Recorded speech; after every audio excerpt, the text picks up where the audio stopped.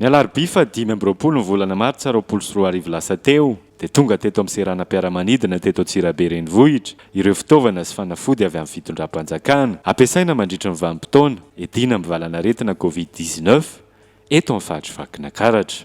Tsy ny andrela ny tompon'andraikitra sy ny avy eo anivon'ny foibe-patry ny fahasalamam-bahoaka eto Vakinankaratra fa avy hatrany dia namendrahana fanafody avokoa ireo toerana tsikaritra fa be olona toy ny fonjana Antsirabe ary nisy ihany koa ny fepetra izay noraisiny mahakasika ny voafonja sy ny famangina azy ireo. Ya, araky ny fantatritsika ny fonjana Antsirabe ity dia olona eo amin'ny 200 ny tokony ho atao ao. Itsika amin'izao efa mihoatra ny 700 ny olona ao dia hitanareo ny olona ao anatin'izany fa raha misy sanatry n'izany hoe olona vaovao ampidirinao ka tratran'ilay valanaretina coronavirus dia ho azo daholo izy rehetra ao. Dia noho izay zany dia naka fepetra zany tsika hoe aleo atao désinfection mihitsy aloha ny ao mba hialana an'izay zany. Dia ny ekipan'ny fahasalamana zany tonga teny maraina nanatanteraka an'izay ny fiandrahana fanafody avokoa ny rehetra tao eny fa nanefitra ny fiasan'ireo mpiasa ny mpiandry ny fonja. Dia ny fitaovana tonga tamin'ny avion tamarana zany dia natokana indrindrindrindra hanampianan'ireo aloha iarovana ireo olona midina sur terrain. Epi filazanay azy ao anatin'izay masque, KOLO, boty, lave-main sy ny sisa maromaro blouse combinaison zany tena complet io. Zany hoe misy arom-bava tapina tanteraka zany ilay olona rehefa mahazo an'io zavatra io hatrany paladi ka hatrany tapon-doha. Tsy mitsahatra miasa andromanalina ihany koa ireo ratsa mangaika mandrafitra ny centre opérationnel eto Vakinankaratra. Misy hatrany ny lamina vaovao apetraka sy ny fepetra tsy maintsy raisiny mahakasika ny fisorohana ny mety hiparitahan'ny valanaretina. Teboka vitsivitsy no hita fa tsy mbola resy lahatra ny vahoaka ny Vakinankaratra amin'ny zava-miseho sy ny fandraisana fanapahan-kevitra ary ny tsy fanajana ny toromarika izay efa napetraka.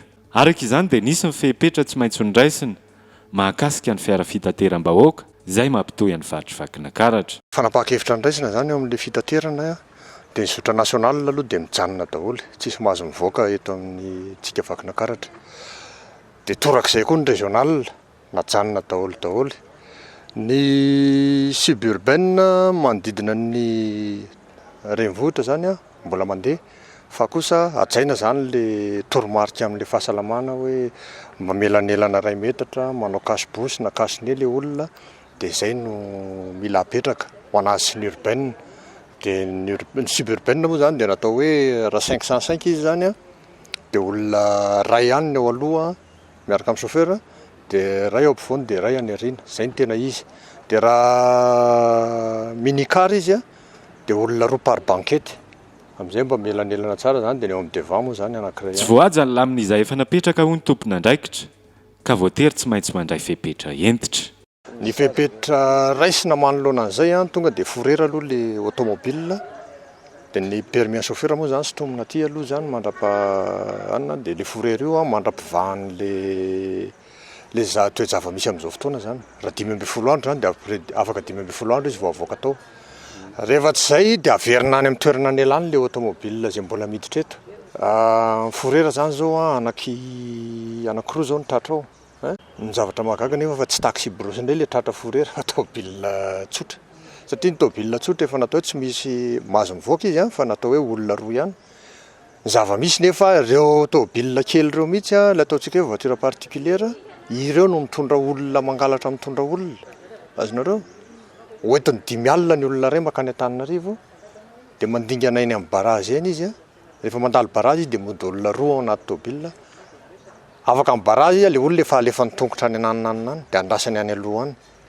Dia hitanao amin'izany fa tsy mipetraka mihitsy zany le fanapahan-kevitra raisina raha vao misy maningana ohatran'izay foana. Taorian'ny fandraisan'ireo fepetra ireo dia tsikaritra teto Antsirabe renivohitra io maraina io fa tsy nisy intsony ny fiara fitateram-bahoaka. Raha ny fantatra nefa dia tsy mbola nisy ny fepetra fampihatoana azy ireo tanteraka fa ny fepetra hitandrovana nelanelana 2 metatra ao anaty fiara fitaterana no napetraka. Araka izany dia lasa mandeha posy tanana sy sikloposy avokoa ny ankamaroan'ny olona ao ihany koa ireo ny safidiny nandeha tongotra.